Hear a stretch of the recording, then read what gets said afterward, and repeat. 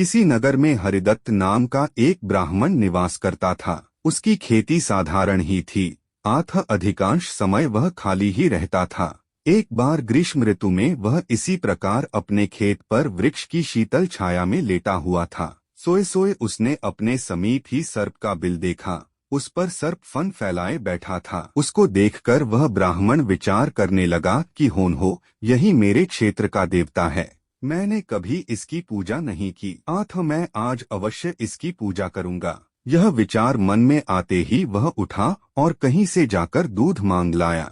उसे उसने एक मिट्टी के बर्तन में रखा और बिल के समीप जाकर बोला, हे क्षेत्रपाल, आज तक मुझे आपके विषय में मालूम नहीं था, इसलिए मैं किसी प्रकार की पूजा अर्चना नहीं कर पाया। आप मेरे इस अपराध को क्षमा कर मुझ पर कृपा कीजिए और मुझे धन धान्य से समृद्ध कीजिए। इस प्रकार प्रार्थना करके उसने उस दूध को वहीं पर रख दिया और फिर अपने घर को लौट गया। दूसरे दिन प्रातःकाल जब वह अपने खेत पर आया तो सर्वप्रथम उसी स्थान पर गया। वहां उसने देखा कि जिस बर्तन में उसने दूध रखा था उसमें एक स्वर्ण मुद्रा रखी हुई है। उसने उस मुद्रा को उठाकर रख लिया। उस दिन भी उसने उसी प्रकार सर्प की पूजा की और उसके लिए दूध रखकर चला गया।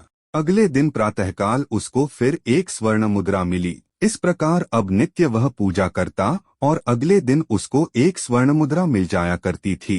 कुछ दिनों बाद उसको किसी कार्य से अन्य ग्राम में जाना पड़ा। उसने अपने पुत्र को उस स्थान पर दूध रखने का निर्देश दिया। तदानुसार उस दिन उसका पुत्र गया और वहां दूध रखाया। दूसरे दिन जब वह पुनः दूध रखने के लिए गया तो देखा कि वहां स्वर्ण मुद्रा रखी हुई है। उसने उस मुद्रा को उठा लिया और वह मन ही मन सोचने लगा कि निश्चित ही इस बिल के अंदर स्वर्ण मुद्राओं का भंडार है। मन में यह विचार आते ही उसने निश्चय किया कि बिल को खोदकर सारी मुद्राएं ले ली जाएं।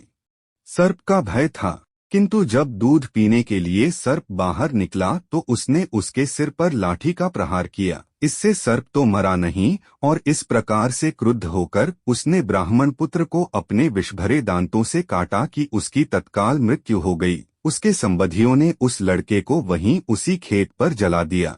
कहा भी जाता है, लालच का फल कभी मीठा नहीं होता है।